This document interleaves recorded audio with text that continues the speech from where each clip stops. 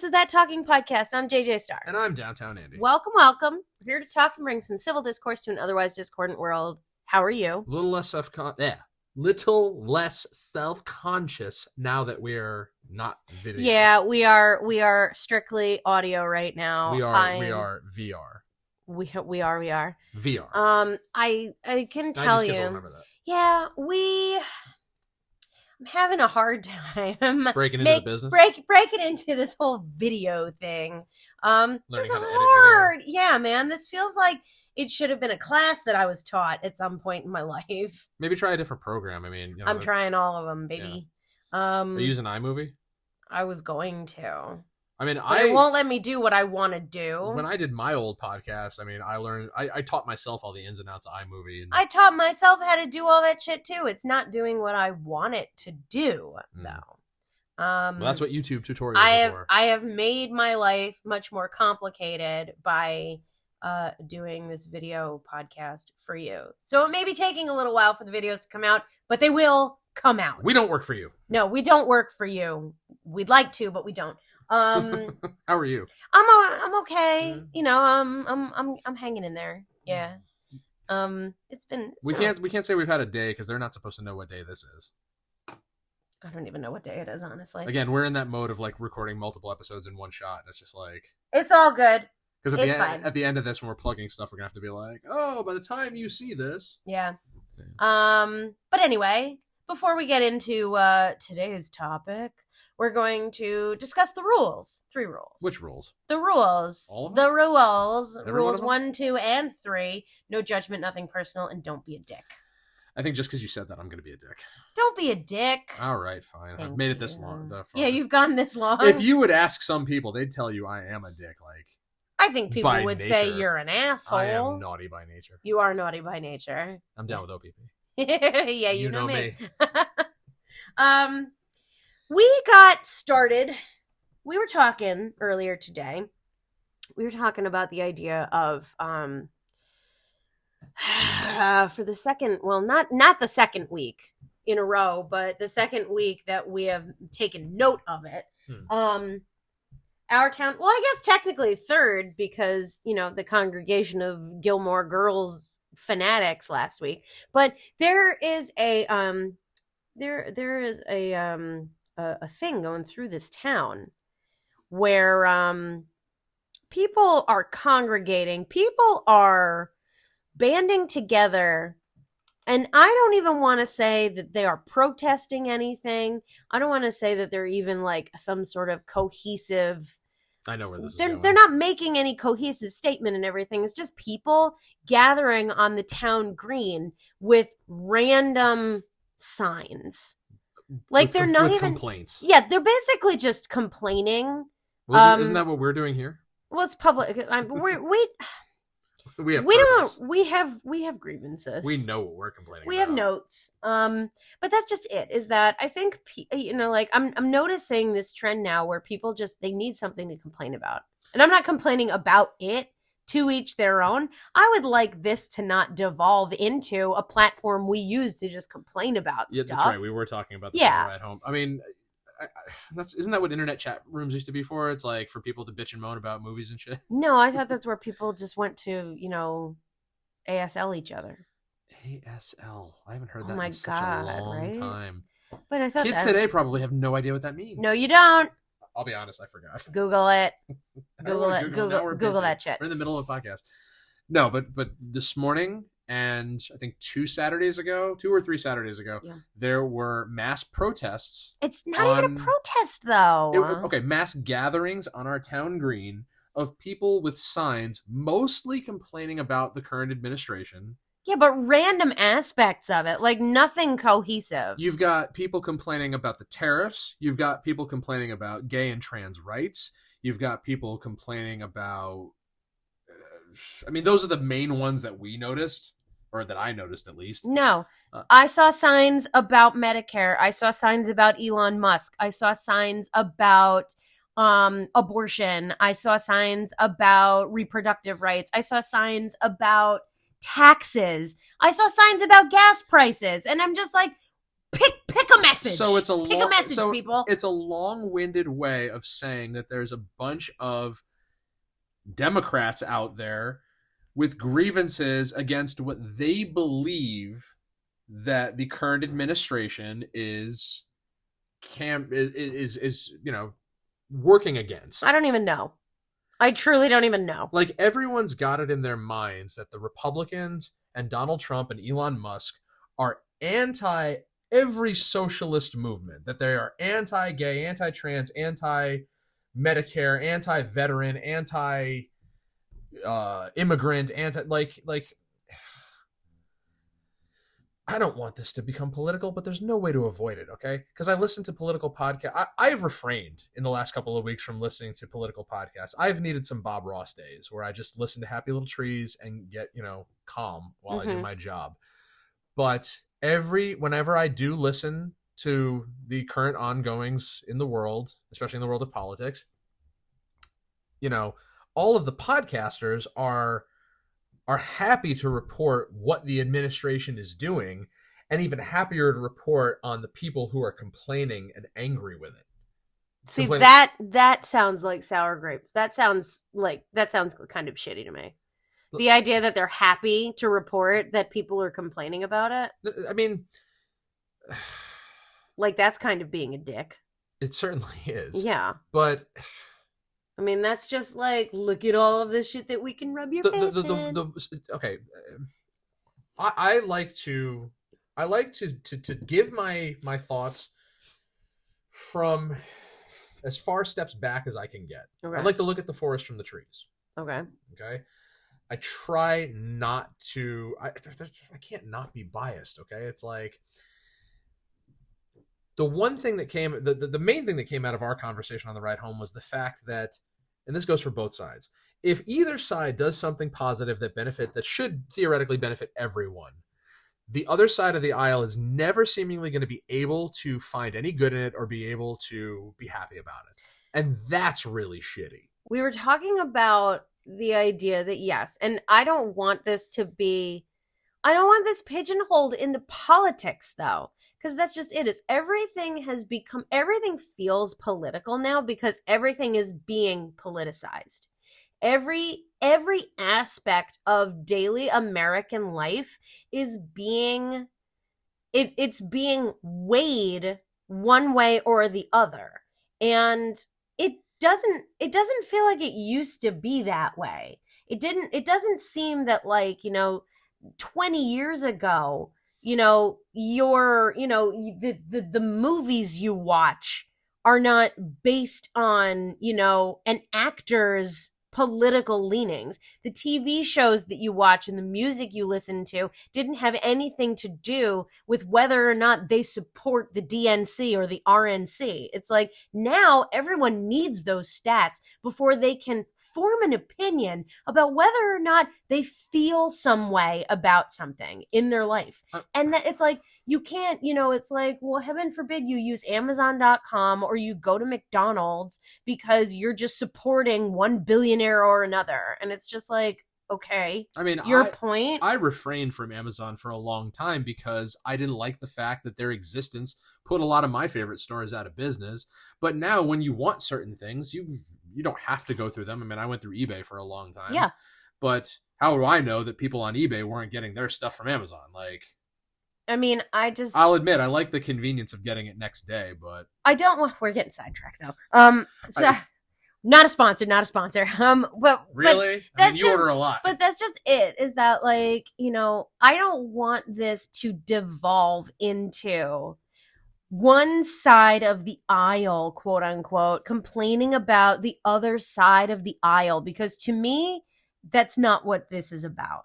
To me, this is really just, I mean, it's symbolic of a bigger issue. And that is the fact that no one anymore seems content to take an idea that wasn't theirs. It's like, take an idea. You mean take a position? To accept an idea that wasn't their own. Okay, I think so. Like, the idea that, like, just to keep it reasonably understandable, for an analogy, yes, let's say a Republican came up with a policy that is beneficial to Americans. Great. Regardless of its benefit, a Democrat will look at that policy and find a reason to be upset with it. We were talking about, that RFK has been talking a lot lately about autism. We have had autism awareness in the month of April and everything. We know autistic people. We know autistic people. It is understandable that this is a relevant topic to talk about. And I have seen Facebook flooded with bitching and moaning about how he shouldn't be talking about autism as much as gun violence. Heaven forbid we talk about something that's not gun violence for once, because gun violence is not the only problem plaguing this country. You were always a big advocate for RFK long before he conceded. I still am. And you admirably have said since day one, you don't care who gets in. You just hope they make good on their promises and they do good for the country. Yes. And that's a very admirable position because, again, I didn't like that Biden was in for 4 years, but I'd hoped that he would help out the country, that he would do right by the country. Did he? No. Not really in a lot of ways, because otherwise, the fact that I see people on the internet saying that he was the best we ever had, are you fucking delusional? I couldn't tell you one thing he did. I know Trump's no saint, but at the same time, in his first 90 days, he did a lot of things. His first 90 days or his second 90 days? Second 90 days. Hell, maybe even in his first 90 days. But to go out on a limb and say that Joe Biden was the best president we ever had that's a stretch of the imagination, to say the least. The more I listen to these things, the more podcasts I listen to, the more I see these things on social media and everything, the more I realize that, again, we're at a point now where no matter who's in office, no matter what party they're affiliated with, they're not going to please everybody. No. They're not going to be able to get everything done that they want to. Nope. And no matter what they do get done, it's going to step on somebody's toes. Absolutely. Because, for example, if somebody champions, pro-life rights or whatever, it's going to step on, pro-choice rights or pro-choice advocates. Yep. If they enact and vice versa. If they enact new gun legislation, it's going to step on the toes of Second Amendment advocates. It's upsetting to me that there's seemingly very little bipartisanship going on. Yes. That people are not putting their own personal opinions aside and coming together for the greater good. Yeah. Because everybody seems to want to be at each other's throats over the most ridiculous things. I remember when, we first started sort of entering the age of what the buzz has referred to as cancel culture. And I was having a hard time with it. I'm an intellectual. I'm a very smart person. But how full of yourself are you? I went to schools and I had a hard time with it because I didn't understand the point. I didn't understand what we were doing. When we were at Dairy Queen and we were talking about the Foo Fighters. And you said it doesn't matter because Dave Grohl is a piece of shit. I think, in my personal opinion, he is. And that is perfectly fine and right. Anybody who cheats on their spouse is a piece of shit. And that is perfectly within your right to have an opinion. Does it make the music crap now?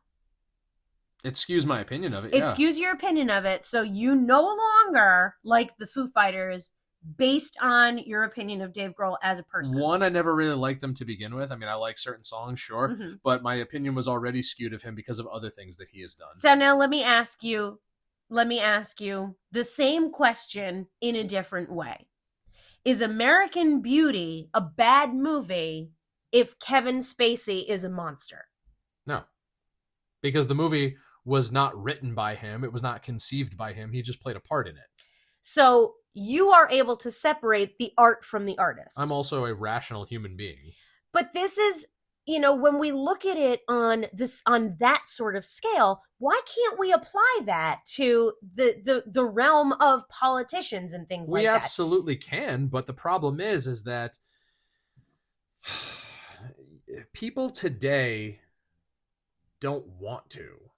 Why? That's what I don't understand. We would rather be so angry that everyone has to be canceled. Because we have to demolish our love of things and people and industries and media and everything. We have to tear it down to its roots and examine the roots for whether or not it's good or evil. We are not only currently living in the age of information and information at our instant fingertips, but we're also living in the age of outrage, of people who will go out and say, if you're not outraged by this like I am as instantly as I am, then you're part of the problem. That's one of those that I don't even bother reading Like, have anymore. you heard these stories about hired protesters, about people who go to rallies and stuff and were paid to protest? Absolutely. Now, we said this in the car too, and I've said this for years. I think protesting is stupid of any kind. I have said ever since, at least in recent memory, the George Floyd riots, but probably before that.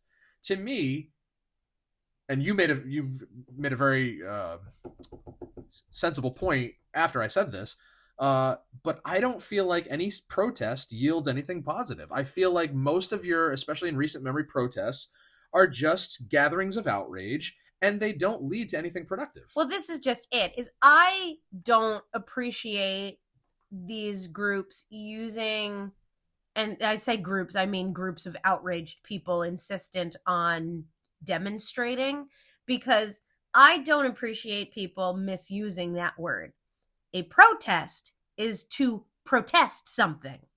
Okay? If you are just gathering somewhere, if you are just gathering to complain, that's not a protest. Or it's not a demonstration. Exactly. It's barely a demonstration. Like, if you want to stand outside with a sign and a bullhorn and tell people that if they don't, if they don't believe in something, then they're gonna fall off, kind of thing. Like, that's not a protest. What did you say earlier that was apples and oranges? That's when we were talking about RFK, and we were talking about that, he's talking about autism, and people are talking about, well, how can you stand there talking about autism when gun violence is really the issue? How is anybody going to say that to him? I'm like, I beg your pardon? Like, do you realize who this man is? Yeah. Do you realize how many of his family have been lost to gun violence? Like he gets it. This is a bigger problem. That's just it. And it enraged me. Like even just from a statistical standpoint, do you think, we could probably look this up right now, but those of you listening, go look up the statistic. Is there more people in the country currently who have symptoms of autism, who are autistic, or are more people killed by guns every year? Which one's higher? And which one do you think deserves more attention, realistically? But that's just it, is that why are we pitting them against each other? They're not totally separate. They're not the same. It's always been my same issue that I take, the same umbrage that I take with people who say abortion rights, reproductive rights versus gun rights. Gun rights, yeah. They're has not nothing to do with the other. Fucking same thing. They have nothing to do with each other. It's like people who deflect when they don't get the answer that they want. Seriously, it's like those things are in no way related to one another. Well, you just proved my point to be wrong, so now I'm going to change the subject and try and point out that you're a bad person because of your opinion on this matter instead. I mean, that's like if me, right here, before you, your wife, if you were to come to me and say, I have such a headache today, and I were to say, yeah, well, I just worked 14 hours. One has nothing to do with Exactly, and it also doesn't disqualify you from having a fucking headache. Like, remember a couple of weeks ago when we were talking about the guy who left that post on my wall about the post office being privatized? Yeah. Okay, like I said earlier, I got into this with the same guy earlier today about, I don't even remember how it got started, But we're talking about politicians in the news and things that they're doing and whatnot. And I'm just like, oh, he was talking about Bill Maher. And he's like, we knew he was a scumbag from the beginning. You know, he's not fooling anybody. And I'm just like, no, you didn't. No, you didn't. Because until people started switching sides and switching opinions and waking up and realizing that, yes, it is the difference between apples and oranges when it comes to a lot of these topics, okay? Nobody had a thing to say about them, okay? Yeah. People seem to forget that before he was a candidate, okay, Trump was on The View pretty frequently. Mm-hmm. Now all those women shit talk him left and right, but if you go back and watch those episodes, he's sitting there, they're laughing, they're cracking jokes, they're having a good time. Similar things happened with RFK, Tulsi Gabbard, John Fetterman, who was the other one? Bill Maher, you know, all these people who, Elon Musk, prominent Democrats, either currently or at one point in their life, they start to explore bipartisan solutions or opinions or completely switch to the other side of the aisle. And now all of a sudden there's a target on all their backs by the outrage agenda. Yeah. And I think that that's it. That's the biggest hypocrisy of all. Well, that's what we've been saying for who knows how long at this point. When you talk about preaching tolerance, and you cannot be tolerant of everyone. Honestly, in my opinion, your preaching of tolerance is complete hypocrisy. I just think these Democrats are mad because they're losing numbers. I don't know. I mean, it could be. It certainly could be. Like, I think they're mad because they didn't get what they wanted and they don't have the opportunity to take their ball. So they're just being big babies. Yeah, everyone's just being a big baby. And every time people lose, whether it's political, whether it's, who knows what else it could be and everything. But when you lose with grace and dignity and you get over it. Just lose. Dust yourself off and get back on the horse. Like, what is the big deal about that? What is the big deal about that? Why take a day off of work to stand in front of someone's business and yell at people? I've said this before, okay? Growing up, most of my life in Connecticut, in a historically blue state, okay? Most of my friends, especially within music and arts and all that sort of thing, have always been Democrats or pseudo-Democrats or non-political people who lean left, okay? Has that bothered me? It's gotten under my skin a little bit because I don't really have anybody to connect with my ideals and beliefs, okay? But I accept that people for who they are, and I try not to judge, I'm not going to say I don't judge, that'd be a lie, but I'm human. But I was very upset, as most Republicans and right-leaning people were when Biden won in 2020. But when that happened, I mean, I watched the his acceptance speech or whatever, and I probably even watched the inauguration. And I said, we'll live to fight another day. We'll deal with it for these next 4 years. It's not going to be great. I didn't realize at the time how awful it would end up fucking being, but we'll deal with it. And in 4 years, we'll see what happens. Yeah. And I was totally prepared for Kamala, whatever how you pronounce her name, to fucking win and deal with it for another 4 years. Do you know why? Because I said the same thing when Obama won, okay? He had his 8 years, and I'm like, all right, when 2016 rolls around, see what happens, okay?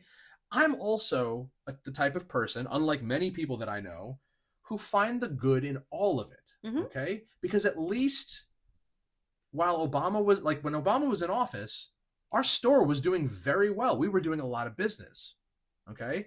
It was great for once Trump got in, everything kind of tapered downhill. Republicans in office, people don't think they're going to lose their gun rights, so, nobody's really buying guns. But everybody thought they were going to lose their guns, so that's when they came in droves and bought, whatever. Throughout this entire time that Biden was in office, everything from groceries to energy to real estate to mortgages and rent to everything went up in cost. 40-year high inflation, and he did zero to combat that. Zero.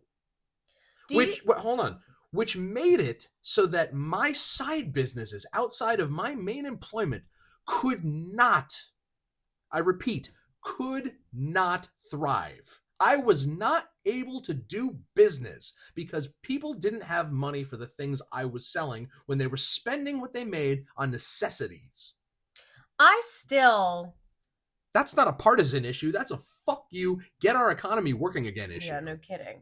I still, every time I drive past the Citgo, I look at the sign and I see that gas price change daily. I mean, that's nothing new. At this point. But daily? Oh, yeah. Even when I was I'm working... like, what the fuck is going on? I'm like, what? It's like, I don't understand. I was working at a gas station in 2009, and it used to be my responsibility to change the numbers. Like, I have only ever, like, when I was living in New York, they changed the price of gas on Wednesday. That's it. They used to want me to... We never did it every day. Like, on your way in, scope out the 2 stations down the street, tell us what they are so we can change ours accordingly. That's so dumb. I mean, at the end of the day, how are you not going to subsidize necessities? Like, we all need food. Mm-hmm. We all need electricity. Mm-hmm. Like, we all need basic human comforts to get by. And you're going to allow us to pay $8 a carton for a dozen eggs? You're going to like... Well, didn't you say eggs went down? They did. Finally. Yay. Not under Biden. Mm-hmm. I don't know if Trump had anything to do directly or indirectly, but again, in his second 90 days... he's made good on a lot of campaign promises. Well, good. Now, people are out there complaining about... Why complain? Why bitch and moan when it's just going to fall on deaf ears, when you could be the voice of influence to try and get your point across and make the man and his team care? Even if you want to stay mad, right? Let's say that the government does something that really benefits you directly as a person, as a citizen. It does something to benefit you directly. Not like a check in the mail or anything like that, but like some policy gets put into action that trickles down and affects you directly in a positive way. Even if you wanted to stay mad, why not just say, well, it's about time they did something good? Like, that right there is an insult, and it is a bitchy thing to say, but it's not changing the conversation. It's not redirecting or deflecting. It's just saying, well, fine. See, that's a conversation I have with my Democrat friends. Like, why fucking not? A lot, which is explain to me how what they're doing on a daily basis affects you directly. Does it really affect you directly? And most of the time it's, they deflect to some other conversation, but the answer is usually no. Like, for example, in more recently, what I've been hearing from podcasts is they're dealing with deportations, which, by the way, immigration is at an all-time low. You had however many thousands of people entering this country a day versus now it's like not even hundreds. So that's one thing that got started. Okay. Price of everything's going down. Chickens are finally coming back. Yay, chickens! They're starting to talk about autism, okay? RFK is starting to do what he said he was going to do about, the ingredients in certain things and what's unsafe to consume. Yeah. They're talking about the trade deals and the tariffs, and they paused the tariffs. Yes. To make time to speak with heads of other countries to talk about negotiations, which is what you, as a responsible head of state, should be doing. And now that is all people can talk about, is just like, oh, well, you wanted this, and now look, you made it done. It's just like, oh my God. Like, it may have taken more than a day or two, like he said, but he got Zelensky to the table for negotiations. He's working on getting Putin to the table for negotiations. He's actually active in his role, versus how many times couldn't we find Biden? But that's just it, is that it's not even that... Actually... Like, it's not even that, he's doing these things. Because people are not complaining that the government... I'm not even going to say Donald Trump specifically, but the government overall. They're not complaining that these things aren't getting done. They're complaining that, why is this the priority? See, Why is this what we're supposed to be focusing on? How is this going to benefit me? And it's like, you didn't have a problem bitching and moaning about the fact that, these things aren't getting done. Because it's my money and I want it now. Exactly. Now you're angry because it's not your team that is doing the prioritizing. Right. No one is sitting around saying these things that this group of people wants to talk about. We're going to pretend that shit doesn't even exist. No one's doing that. It's not like it's not going to get done. Exactly. It's just... No one is saying that these issues are not important. They're not saying that they are garbage. They're not saying that these people are stupid or wrong or anything like that. They're simply saying, okay, slow your roll. We're going to do some of this shit first. But everybody seems to think that just because it's not getting tackled now, that they think it's not going to get tackled at all. And getting back to what I was saying earlier, again, what the fuck does Ukraine and Russia have to do with our daily lives? Pretty much nothing. Okay. Correct. What does Hamas and Israel have to do with our daily lives? Nothing. What do the tariffs even really have to do with our daily? Oh my God, I'm not going to be able to afford the car I want, or I'm going to have to pay a little bit extra for the imported goods that I really. It's like, is that really going to affect your wallet? Not really. And you have options. You can buy elsewhere. That's just it. Is that if it does get to a point where you cannot actually afford certain things, then you get to choose something else. Perfect example. Like, that's how it works. I just shipped out that guitar that I sold, okay? Through us, they wanted to charge me $90 for ground based on the weight, the size of the box, where it's going, all that, okay? UPS, $40. Now, I don't know how the hell there was that much of a difference, but you damn well better believe I'm going with the cheaper one. But that's just it, is that the idea that no one has a choice. Everyone, I don't have a choice. I don't have a choice. This is my only choice. You know why? No, it's not. That's the perception, because that's what they're getting from their talking heads. That's what they're getting through their social media and through their sound bites and through everything that they're being told by people who couldn't give a shit. Everybody says Trump couldn't give a shit about the general population. Your talking heads couldn't give a shit about you as a commoner, as simple folk. Like, you really think that the people at CNN and MSNBC and even Fox News give a shit? No, they're the ones who don't give a shit, because they're sitting in a cushy chair with a nice salary, and they're the ones who get to be on TV every night telling you how bad you're getting fucked. You actually heard that from Tucker Carlson after he left, when he was talking about the way that they made him report things, the way they insisted that he talk about these topics in this way. Every major figurehead who left legacy media, Don Lemon, him, and that's why you have people. Oh, I miss Don Lemon. I don't. No, no. I found him. Asshole. I found him amusing. This takes me back to when you and I would talk about the differences between like Steven Crowder and John Oliver, you know, and the more, I think we touched on this in an earlier episode. I get it. Most of it is satire. Okay. There's some kernels of truth. You know, a lot of these guys do like to report the news while making fun of it. But at the same time, it's just like, you know, you have to get your news from somewhere. And I'm so cynical at this point. It's just like, I feel like I can't tune into any station and just get the facts. Yeah, you can't. I'd really like to. Yeah, it would be nice. You know, I honestly don't even really find the humor in the Crowder show or Ben Shapiro. Ben Shapiro was never supposed to be He's funny. not funny. But actually, I sent you a link yesterday to a clip of Charlie Kirk where a student at a university. Did you watch it? Yeah. The student challenged him. He's like, you know, you're this famous guy and you come to and do these Q&As and you usually have all your facts prepared and ready to go. And what the student didn't anticipate was that Charlie said to him, go get one of your professors. Go get a few of them. I'll debate them anytime about anything. And the thing is, based on watching him as much as I have, I think he would. And I think he'd do fairly well. I don't see why. I mean, you know, like... Because that's just it. Everybody wants to be right, and nobody wants to look compromised. That's just it. Is everyone is so damn determined to be right that you don't... Like, the idea of... Going back to where this started, the idea of protest, the idea of public demonstration, the idea of debate, albeit even uncivil debate, there is no win. You're not supposed to win, because the only way to win, I guess the only way to win a debate is to change people's minds, is to prove that that your perspective and your opinions on a subject are more acceptable than someone else's. There's no win. The point of debate is to challenge each other's perspective.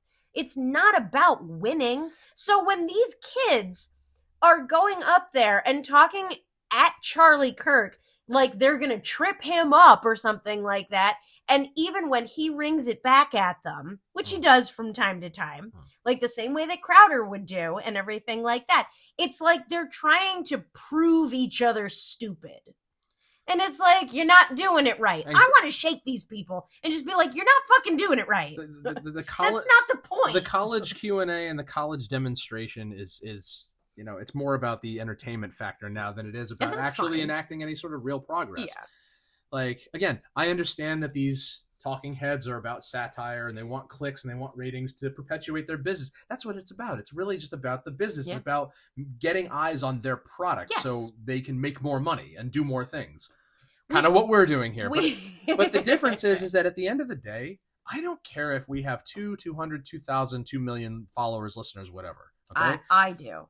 I don't. I love you out there. I don't care. I didn't start doing this to get rich. I didn't start doing anything to get rich. No. My wants are simple and they always will be. Okay? Now, a lot of people think that that's naive or foolish or whatever it is. To them. I don't fucking care. I don't care who's in the White House. I don't care who's in charge of Congress. I want to be able to enjoy my simple life, make enough money to get my necessities, and maybe have a little fun on the side. And I don't think that's too much to ask. No. But there are, from time to time, people who stand in the way of that. And when somebody tells me that decisions that they're making are going to affect my livelihood, that's when I'm going to stand up and get loud. I don't like getting loud and I don't like getting confrontational, but you damn well better believe that I will. I'm going to get confrontational with the people who insist that I don't have my priorities straight. Who is that? Oh, they're out there. Those same people that say the bullshit about if you're not outraged, ... If you believe ... then ... Like the if then argument that's a solid goodbye from me. Like that's when I did my last purge on social media because I was just like, I'm fed up. I am not going to pass a test in order for you people to decide whether or not I deserve your friendship or attention or anything like that. Fuck off. I don't care. And that's precisely why I don't, put a lot of stock in my relationships with my coworkers. Mm-hmm. I'm friendly with some people, some of them have been to our house. We've seen them. Sometimes we've seen them outside of work, know, but to me, like, again, we're not all super close and we don't need to be because we have differing opinions and it's, our different ideologies, they do color our opinions of each other. Sure. There's really no avoiding that at this point. I mean, again, this is not new territory to me. I have surrounded myself with people I've disagreed with for most of my life. Mm-hmm.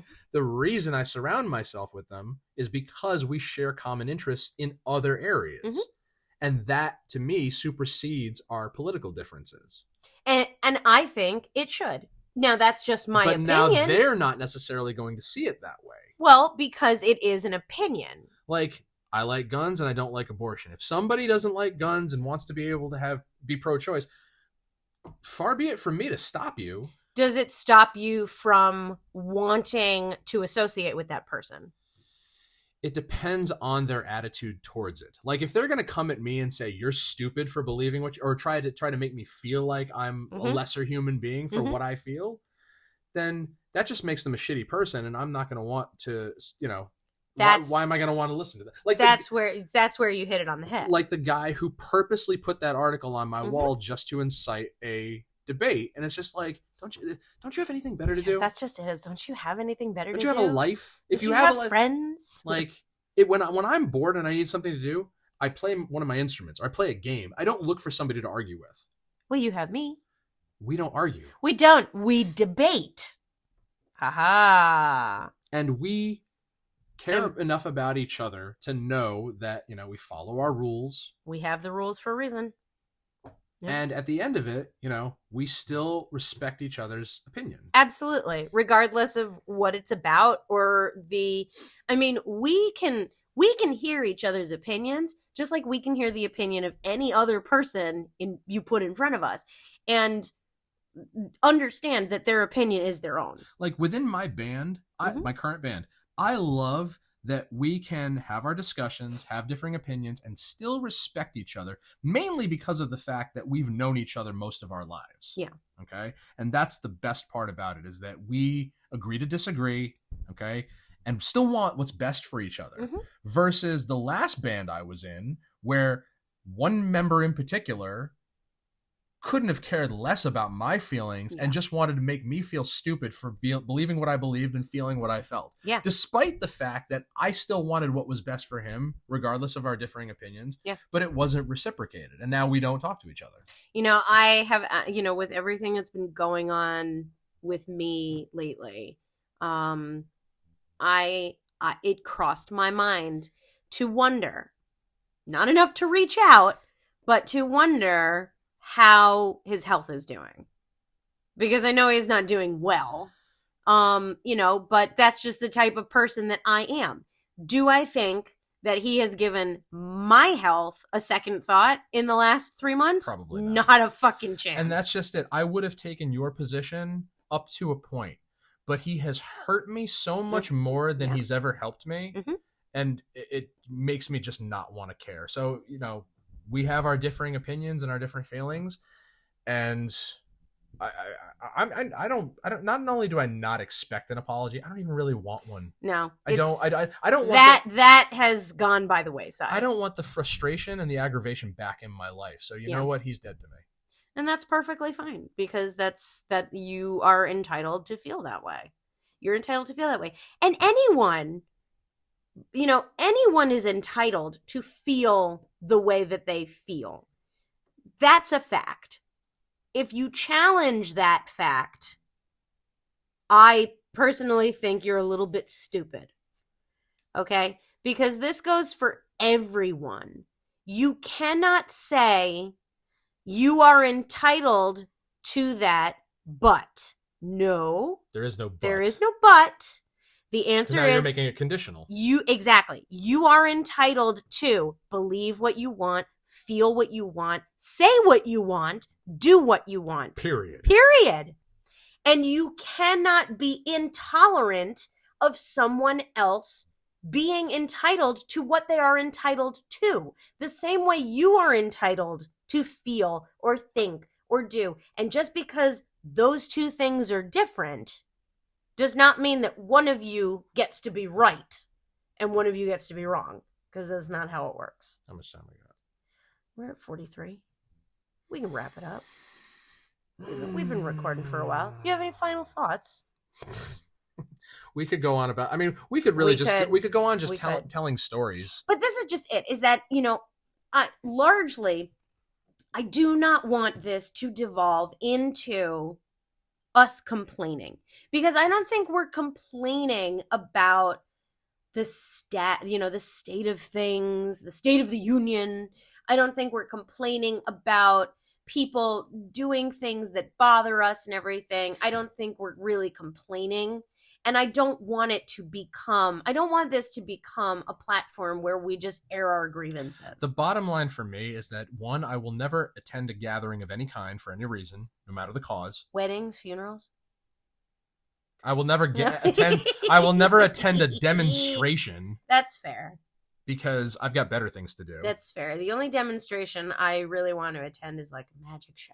And I will learn to live with whatever the outcomes of these things may be. And I think it would be nice if more people thought that way. It would be nice. Wouldn't it be nice? But, more people should be open to these sorts of conversations. Otherwise, we're not going to get there. Yeah. And we are at least trying to do our part in the influencing, You hear that out there in podcast land? This is all your fault. do better. Based on conversations with you, I am making an effort to not let these things get to me like they used to. Because again, the one thing that's come out of this is that I am noticing the things that piss me off way more than I ever did. But it's not that they're happening more or less. Yeah. I'm noticing them more as I get older, and I don't want to. Yeah. I want to be able to live my life the way I want and be happy about it and not constantly be at odds with the people around me.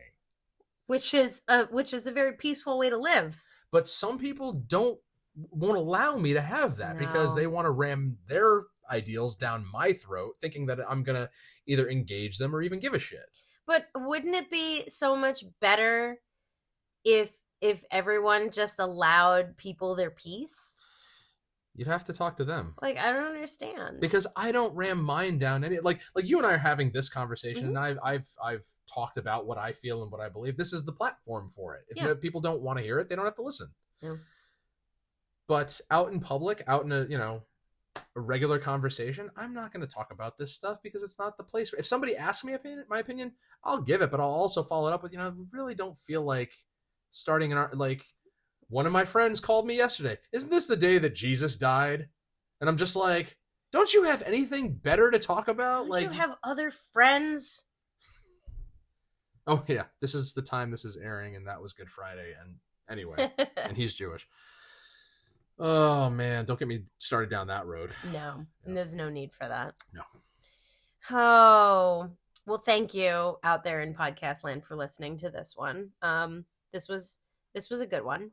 This was on the road to productive. Yeah. This was in the vein because, just respect people. Just be respectful of people's right to believe and exist. I'd like to think that our doing this and our the civility with which that we do this and everything, and the tolerance and acceptance that we have for even combative opinions and perspectives and everything, I'd like to think that we're doing our part to help engage people to be more compassionate with their debating. I want to end with this because when this airs, it'll be a couple of weeks, I think, after WrestleMania, and Triple H was inducted on his own, and he gave a very impassioned speech about his thanks for everybody in his life that helped him get to where he is.